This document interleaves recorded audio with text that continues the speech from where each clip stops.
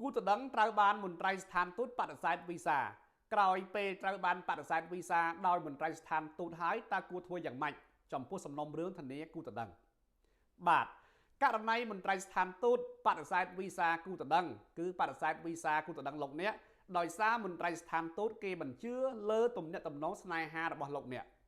គេមិនជឿលើទំនាក់ទំនងស្នេហាលោកអ្នកទៅគេបដិសេធវីសាគូតដឹងលោកអ្នកតើក្រោយពេលបដិសេធហើយគួរធ្វើយ៉ាងណា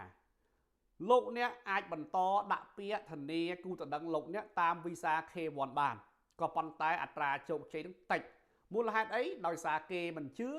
លើទំនាក់ទំនងគូតដឹងទៅគេបដិសេធវីសាគូតដឹងអញ្ចឹងប្រសិនបើលោកអ្នកដើរមួយជំហានទៀតបើលោកអ្នកស្រឡាញ់គ្នាពិតប្រាកដដើរមួយជំហានទៀតចុះទៅស្រុកខ្មែររៀបការជាមួយគ្នាចុះអេតាស៊ីវិលជាមួយគ្នាបន្ទាប់មកដាក់ពាក្យធានាគាត់ក្នុងនាមជាប្តីធានាប្រពន្ធឬប្រពន្ធធានាប្តី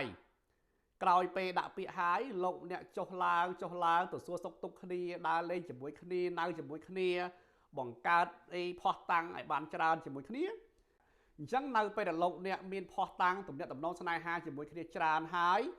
រហូតដល់ប្រពន្ធរបស់លោកអ្នកមានថ្ងៃចូលសម្ភាសនោះអត្រាជោគជ័យនឹងខ្ពស់ត្រដែតមូលហេតុអីទី1គេជឿថាលោកអ្នកនៅតែរក្សាទំនាក់ទំនងជាមួយគ្នាទោះបីជាសំណុំរឿងគូតដឹងមុនហ្នឹងត្រូវបានបដិសេធក៏ដោយទី2លោកអ្នកមានផុសតាំងថ្មីរហូតតាំងពីតាក់តងគ្នាជាគូតដឹងរហូតដល់បានរៀបការរហូតដល់មានថ្ងៃចូលសម្ភាសនេះហើយធ្វើឲ្យសំណុំរឿងលោកអ្នករឹងមាំ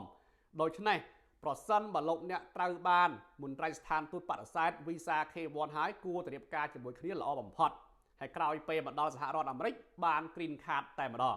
បាទអរគុណលោកអ្នកអាចតាក់ទងមកកាន់ក្រុមហ៊ុនយើងខ្ញុំបានបើត្រូវការសេវាកម្មផ្នែកបន្តប្រវេសខ្ញុំបាទចៅមនីកាមេរ៉ាសូមអរគុណចំពោះការតាមដានទស្សនាវីដេអូនេះ